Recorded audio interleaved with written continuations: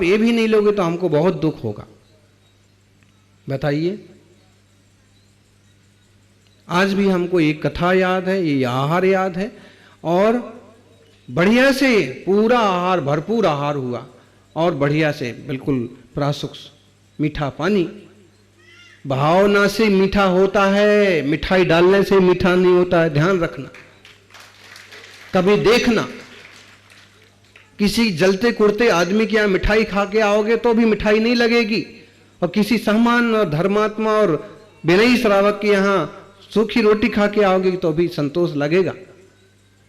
आचार्य महाराज को हमने बताया, आचार्य महाराज मुस्कुरा दिए। वाह। और फिर जब सामायिक करने बैठे ना, तो रोज की सामायिक तो कभी घड़ी भी देखना पड़ती कितने बज गए, लेकिन उस दिन 2 घंटे तक एकदम शांति से लंबी सामायिक हुई। खूब अच्छा ध्यान चला, खूब निर्मल परिणाम।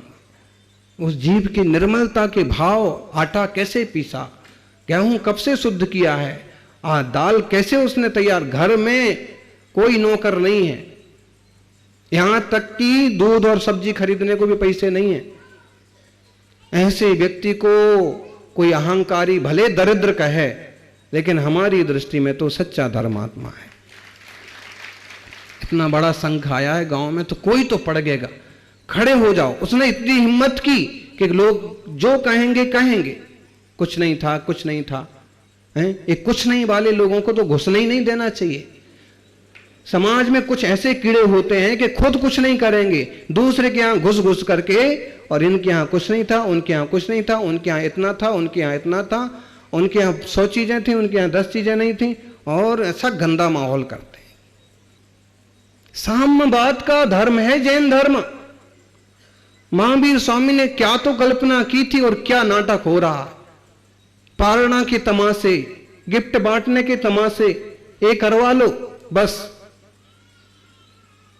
पारणा करो, प्रभावना करो, लेकिन उसमें छोटे घर वाला भी और बड़े घर वाला, सबों को एक जैसा सम्मान मिलना चाहिए, सबकी महिमा होना चाहिए। तो 10 तो उसने भी उपास की। और समाज का भोजन तो वो भी इस ढंग से करो कि छोटे मोटे घर वाले भी उसमें सब धक जाएं, सबका पूरा पड़ जाए। समाज आपका है, परिवार आपके हैं, कोई वो विदेश के लोग नहीं है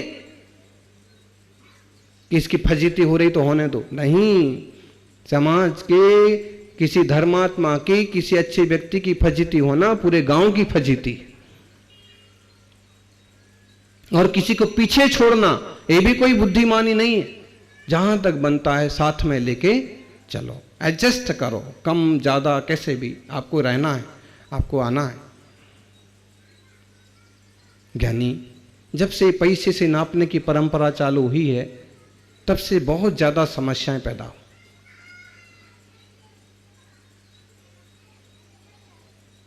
लेकिन एक बात लोगों को ध्यान रखना चाहिए, जैसे कभी बीमार पड़ जाएं और खून की जरूरत पड़े तो ब्लड ग्रुप मिलना चाहिए, तभी खून लेते हैं।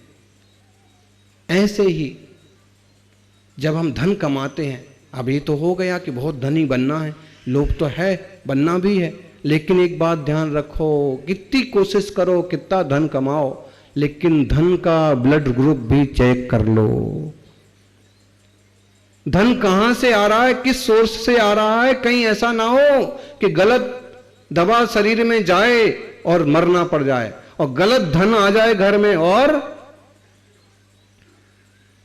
तुम्हारा आचार ही मिट जाए, तुम्हारी सोच ही खत्म हो जाए।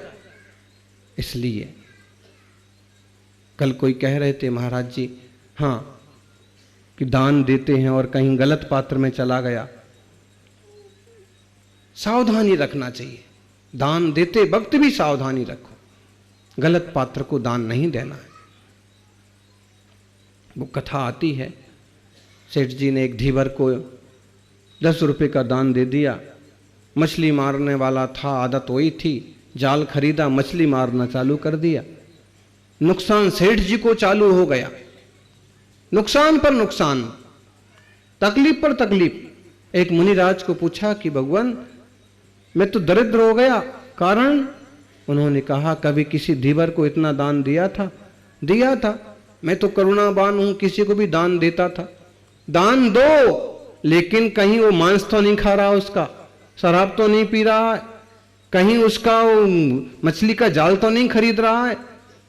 अब ऐसा कर, उसके पास जा और जाल वापस मांग, जाल वापस मांग, तो तेरा फिर वापस साता का उदय आएगा। उसकी मिन्नत करके देखा तो भिखारी का तो बड़ा घर बन गया। पाप करके भी कमाई होती है, ऐसा नहीं कि पाप से कमाई नहीं होती है। भले वो ऐसी कमाई हो कि व्यक्ति और आकंठ पाप में डूबेगा, दुर्गति का पात्र बनेगा। चोर भी कमाई कर लेते हैं, 2 नंबर वाले भी कमाई कर लेते हैं, बंदूक से दूसरे को धमका के भी कमाई करते हैं। एक कमाई थोड़े दिनों दिखती भी है, भले वो हाल बुरा हो। तो उसका देखा कि बड़ा सारा घर बना, जैसे तैसे उससे जाल मांगा कि भाई मेरा वाला जाल ला के दो, तुझे ही व्यापार चेंज कर, तू छोड़। कौन छोड़ने को तैयार? देखो, तो दान देते वक्त सावधानी तो जरूरी है, लेकिन ऐसा ना हो जाए कि कभी एक बेईमान के कारण से हम दूसरे की सहायता करना बंद कर देवे।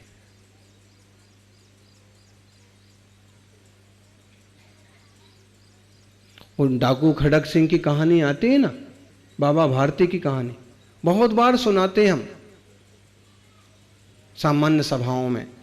अब तो धर्मात्मा जीव हैं, नहीं तो जो लोग चोरी बदमाशी करते हैं ये सुनाते जरूर है, वो कथा कहानी पूरी। आप लोगों को मालूम है, बाबा भारती का घोड़ा रहता है, डाकू खड़क सिंह एक बहुत बड़ा डाकू रहता है। तो 6वीं 7वीं क्लास में पढ़ी थी। तो वो कहता है एक दिन बाबा भारती से, वो बाबा भारती एक समझदार ग्रस्त, हम तुम्हारा घोड़ा लेके जाएंगे। बाबा ने कहा कि भाई तुम हमारा घोड़ा लेके क्यों जाओगे, इस घोड़े ही से तो हमारा काम धाम चलता है। नहीं नहीं, एक सुंदर घोड़ा है, हमें पसंद है, हम लेके जाएंगे, नहीं तो हमें दे दो। बाबा ने कहा हम देंगे नहीं और लेके भी नहीं जाने देंगे, हम उड़ा के लेके जाएंगे। और बाबा उसकी रखवाली करने लगे, रात रात जागने लगे कि कोई घोड़ा ना ले जाए, घोड़ा ना ले जाए। एक दिन किसी विशेष काम से दूसरे गांव जा रहे थे कि रास्ते में पेड़ के नीचे एक दुखी आदमी बैठा आवाज लगाता है, मुझे बहुत बुखार है, मुझे तकलीफ है, मुझे अगले गांव तक ले चलो। दयालु व्यक्ति, आओ बैठो भाई, घोड़े पर बैठ जाओ, तुम घोड़े पर बैठो, मैं आगे लगाम पकड़ के चलता हूं। और 4 कदम तो चले नहीं कि लगाम झटके से उसने अपने हाथ में खींची और घोड़ा ले भागा। काफी दूर जाने के बाद घोड़ा रोका, पीछे मुड़ के देखा और कहा, पहचाना बाबा, पहचाना, मैं डाकू खड़क सिंह हूं, और मैंने कहा था ना घोड़ा उड़ा के ले जाऊंगा। बाबा ने सुन लिया, उसने कहा ठहरो ठहरो, मैं घोड़ा वापस नहीं दूंगा, तुम ठहरो, घोड़ा वापस मत देना, लेकिन ठहरो, मेरी एक बात सुनते जाओ। पास में पहुंच करके बाबा ने कहा कि देख, तू घोड़ा लेके जाता है तो लेके जा, लेकिन अगर कोई पूछे कि घोड़ा कैसे मिला तो एक कभी मत बोलना कि मैंने गरीब का दुखी का बेस बनाया और मैंने ऐसे घोड़ा लूटा। अगर तूने लोगों को ये बोला तो लोग गरीबों की, कमजोर लोगों की मदद करना बंद कर देंगे। इतना सुनते ही डाकू का भी मन बदल गया। मतलब इस तरह की जो लोग प्रवृत्तियां करते हैं कि कपट मत करो, नहीं तो दूसरों की समस्याएं खड़ी होती। ज्ञानियों, दान 4 प्रकार का है। श्रावकों में एक जागृति होना चाहिए कि आहार दान की जो प्राचीन पद्धति है वो चलती रहे। मुनिराज तपस्वी हैं, उन्हें तो इस चीज की कोई गरज नहीं पड़ी कि रोज रोज आहार का उपदेश देवें और रोज रोज प्रेरित करें। लेकिन ये जरूर है कि श्रावकाचार का एक मुख्य गुण है देव पूजा और गुरु उपासना, इसलिए कभी कभी उनको इस पर संबोधित करना पड़ता है। ना करें तो लोग कैसे सही रास्ते चलें। जरूरी है अतिथि संविभाग, आहार दान, औषध दान। कोई मुनि अस्वस्थ हैं, कोई ग्रस्त अस्वस्थ हैं, कोई गरीब अस्वस्थ है, औषध दान करो। देखो कोई कोई धर्मात्मा तो औषधालय खोल देते हैं, हमारे पिताजी के नाम से चलेगा औषधालय, स्कूल चलेगा, बच्चे पढ़ेंगे। ज्ञानदान एक किताब हमारी तरफ से छपवाओ, बहुत अच्छी किताब है, लोग पढ़ेंगे, जीवन बदलेगा। अभयदान बहुत विस्तृत है ये अभयदान। देखो पानी छानना, पानी छानना भी एक तरह का अभयदान है। क्या? पानी छानना, आपने किसी के सीधे प्राण नहीं बचाए, लेकिन आप कितने दयालु हैं कि इसमें कोई छोटे मोटे जीव भी नहीं आ जावे, वो भी तकलीफ में ना पड़ जाएं, ये अभयदान है।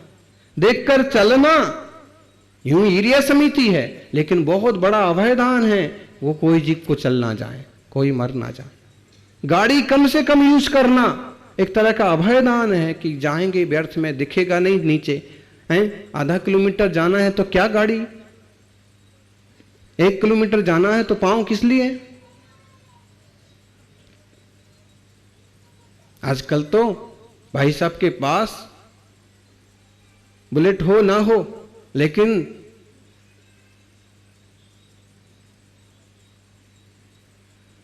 महिलाओं के पास स्कूटी जरूर मिल जाएगी। इतने आलसी प्रमादी मत बनो, है अच्छी बात है, लेकिन हाथ पांव का उपयोग भी करो। कभी कभी ऐसे आलसी बन जाते हैं ना। एक बेटा ऐसा आलसी बन गया, पिता के पास एक दोस्त बैठा था पिता का, अभी तक वो 2-3 बार कह चुका था कि मेरे को गाड़ी दिला दो, लेकिन पिता टाल देते थे। आज सोचा कि ये दोस्त बैठे हैं ना, इनके सामने बोलेंगे तो इनको हाँ बोलना पड़ेगा। भिखारी भी भीख मांगता है ना, तो अकेले खड़े हो तो नहीं मांगता, प्रायः करके पता है कि ठूठ आदमी दे ना दे, 2-3 के बीच में खड़े हो तो फिर आप भी सोचते यार ये दोस्त लोग क्या सोचेंगे। ऐसे भी देते, ऐसे भी दान करते। नहीं, दिल से करो, जरूरतमंद की जरूरत को समझो। नहीं जरूरतमंद है तो ठीक है भाई, तेरे को क्या जरूरत है, थोड़ा काम कर, मैं काम पर लगा देता हूं।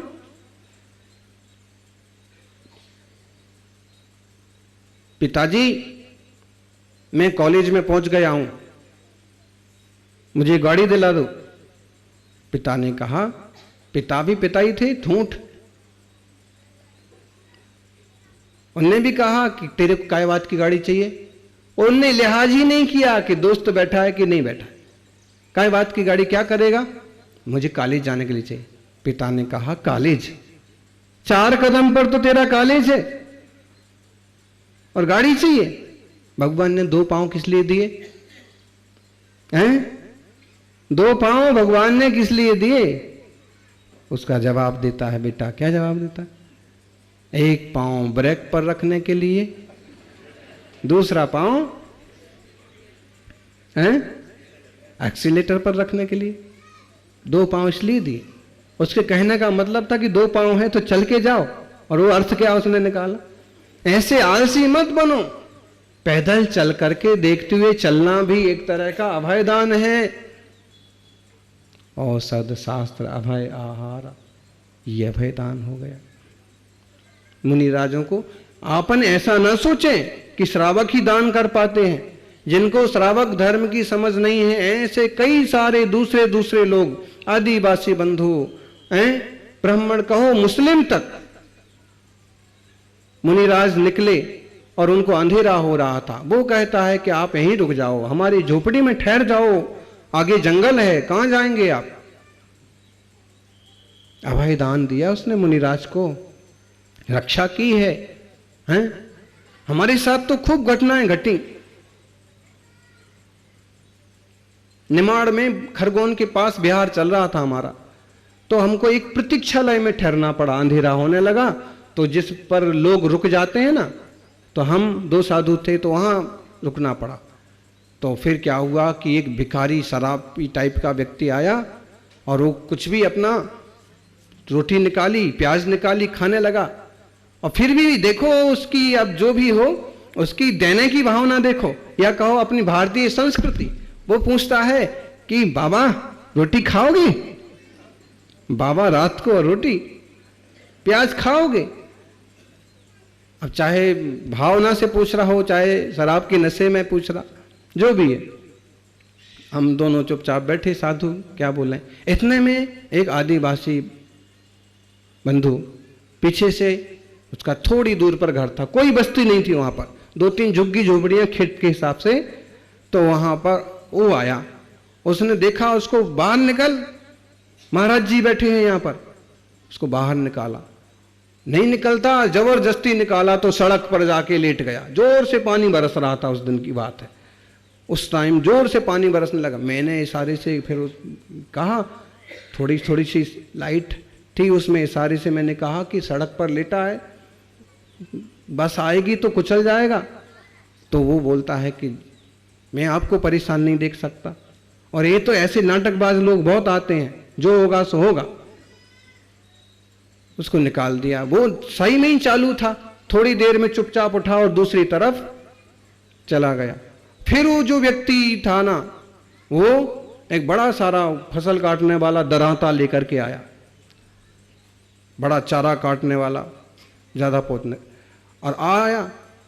अब एक बार देखोगे तो क्या लगेगा कि कोई दुर्घटना तो नहीं होना, नहीं, वो आकर के और वो रख लिया वहीं पास में, और वो बेंच होती ना, उस पर हम लोग बैठे थे, उस पर हम लोग लेटने वाले थे, वो नीचे जमीन पर लेट गया, और उसने हाथ जोड़ के कहा कि आप एकदम शांति से विश्राम करो, अभी आपको कुछ भी टेंशन लेने की जरूरत नहीं, कोई भी आएगा तो मैं हूं। बताइए, क्योंकि हमारा ऐसा कोई भाव नहीं था, लेकिन ये उसका अभयदान हो गया। ज्ञानी, छोटे छोटे लोगों में भी बड़ी बड़ी भावनाएं होती हैं, छोटे छोटे जीवों में भी बड़े बड़े विकास की संभावनाएं होती हैं। इसलिए अपने आत्मा के समान दूसरे के आत्मा को भी समझो। 4 प्रकार का दान 4 संघ को दो, और निश्चय राग द्वेष, निश्चय से तो राग द्वेष का त्याग करना त्याग है। आधी लाइन में सबसे बड़ी बात रख दी कवि ने, छुपाया नहीं। देखो सच्ची बात तो यह है कि सब चीजें छोड़ो और राग द्वेष छोड़ो, ये निश्चय से त्याग हो गया।